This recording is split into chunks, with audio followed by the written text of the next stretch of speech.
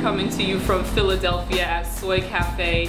I'm here with my guest Reese, who is a singer, songwriter, and I've been a huge fan for a while, since her first album in 2001, How I Do, that was a critically acclaimed album, sold over 300,000 units. Did some good stuff with that one. Yeah, it was the beginning, you know. It was fun. It still is fun, but a fun record. And people still enjoy listening to it, so I'm grateful for that. Yeah. And yeah, I love performing it still. What is your earliest memory of discovering music? I think it would be going to work with my father every morning. I just remember going in the car and, you know, waking up early in the morning, driving in that drive from, you know, where I lived to North Philly, and basically just listening to music, like, you know, the whole way, like cranked up in like a hot rod, you know. So for me, that's like my earliest memory. Right. And it's a big city for music as well. A lot of really talented people coming out of it. So how do you think Philadelphia as a city influenced you as an artist in your sound? Well, I always knew a lot of the great artists that I grew up listening to were from here. So that it was just like a pride that you have about like where you're from, and you know, and then going out there in the world, you know, people have this big thing like, oh, you must be great because you're from Philly, or you know, this person from here and that person from here, and it's great to be a part of something, you know. And outside of Philly, you spent some time on the West Coast in LA when you were working with your label, and then there was a period of transition that happened because shifts happened in the industry and some things got lost in the shuffle, and you kind of had a decision of whether or not you want to stay in that situation or leave. Kind of what went down with all that, and how did you find yourself back in Philly? After I, you know, made that first album, we promoted it, it was great. We went in to make the second one, and that's when it kind of started. One president got fired, another president got hired, and then that same one got fired, and another one got hired, then we had like 3 presidents at this label, and then they all got fired, and then it was like, okay, so every time, just in general, at anybody's job, anytime a new president comes in, usually they fire everyone that worked with the old president, you know, because you're the new president, you want your new people, and you also bring in your new artists, and when it's a label concern, you bring in your new product, you know, and so I was with the original label, which was MCA, and then it got moved, and I made it through that whole little shuffle with about 100 other artists, and then it came to another president came in, then he got fired, and then it was a whole new crew of people, and this just kept happening for like 3 or 4 years.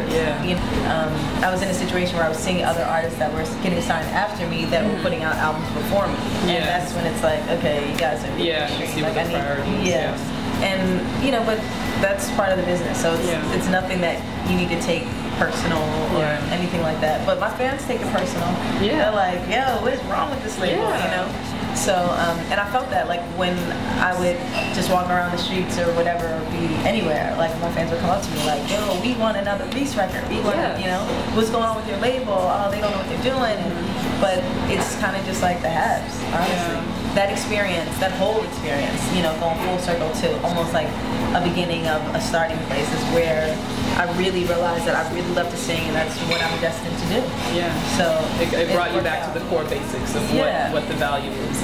For me, and why I still do it, whether or not I'm making $1 million a show. You know, there was a quote that I read from an interview that you did with Philadelphia Weekly in 2010 that said, "I need to build a musical home for myself and build a buzz. It's a new time for me. It's a rebirth. I'm doing this again from scratch." So now that we're in 2011, what has that rebirth experience been like for you since that time?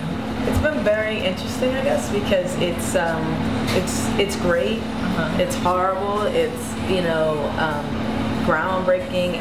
I'm learning an amazing amount of great things the right way. It's also like really hard. It's a struggle, and it's like a test of like my willpower at sometimes, and then sometimes it's like the best thing that ever happened to me. So it's a lot of different things at different times. What has the fan relationship meant to you, given all the ups and downs that have happened? It means a lot because they're always like, you know, your fans. They're your fans. They're like your cheerleaders. They're like the people that are like when that one day where you think, okay, I really need to stop and like get a job or something. Like, this is ridiculous. I'm not happy. I'm not doing this. I'm not doing that. You know, you'll get that email from someone like, your song changed my life, or keep on doing it. I haven't heard enough of you, you know. And to get that email changes your whole outlook. You know, you feel like, okay, it's not done in vain. I need to do more. This is not something that anybody can do. And you know, and it helps you not take it for granted. Idol Worship, which is your next project with Talib Kweli, and so you're technically a group. So you're officially a group. And the album that's coming out on October 24th is Habit of the Heart. And y'all are really doing something different with that. I listened to it, or I listened to Party Robot, which I know is kind of like a preview of the upcoming album, just kind of the sound that you're going with. And it's definitely got this attitude of like, so we're going over here, and if y'all really know what's up, you're gonna join us. We had this opportunity to work together. We are friends, and we just kind of made it up. We're like, okay, let's just do a group together and do some songs, and we did. But we wanted to make it more of what we would do together, not Reese on a Kweli song, Kweli on the Reese song, you know? And I think we did that. I mean, we love all different styles of music, and we're lucky that this is a project that we get to dump all of that love for every other style of music into. It's a whole different entity. It's its own thing of dance songs mixed with R&B, mixed with like new wave R&B, mixed with hip hop, and you know, it's just a great blend of music. And I have a saying that knowledge of self is sexy. So I'm curious, I imagine with your life experiences that you've picked up a lot of knowledge of self, especially to be in this place where it seems like you are really comfortable with your art and being able to expand out into different projects. You have to have a strong sense of self. So what would you say is one piece of knowledge that you feel like makes you sexy? You feel sexy knowing that? I think just, I mean, I agree with the knowledge of self, because you know, in all my travels and all that kind of stuff, you know, just being an artist is super lonely. You know, it can be a super lonely world. I mean, you have your music, you have the people that are around you helping you do your stuff.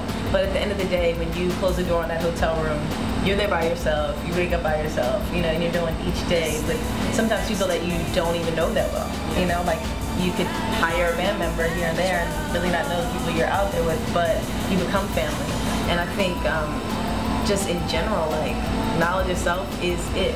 You know, I'm always grateful that I got in the industry at the age I did and not any earlier, because you know, I got in it at around 19, you know, and oh wow, that's still really young. Yeah, it's young, but for, I don't know, for myself it was the perfect age, because at that point I knew who I was, and I knew what I wasn't going to do and what I was down to do, and no one could take that away from me. No one could say, oh, okay, mess with my head and say, okay, try this, you know, and it was something far from what I felt my morals were, or, you know, and I think that's so important, because so many kids get into it, and they, every 5 days, they're like looking like someone different, they're acting like someone, they're dressing like someone different, and it's like, they're chasing the fame of it. I don't know what they're chasing. They're chasing whatever they think is it, and you know, I hate to see artists do that. Like every 5 weeks or every 5 months, there are completely different like vibe. I mean, you know, we love Madonna, no doubt. We love Lady Gaga. She has like a method with it.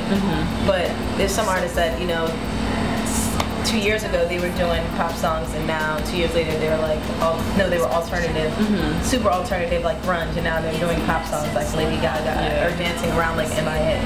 Really?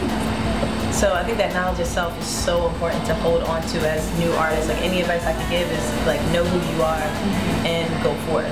Thank you so much for your time. You're welcome. And you can find out more information about Reese. She's online at theonereese.com. She's on Twitter, she's on Facebook. She's staying in touch with her folks, so go see about her.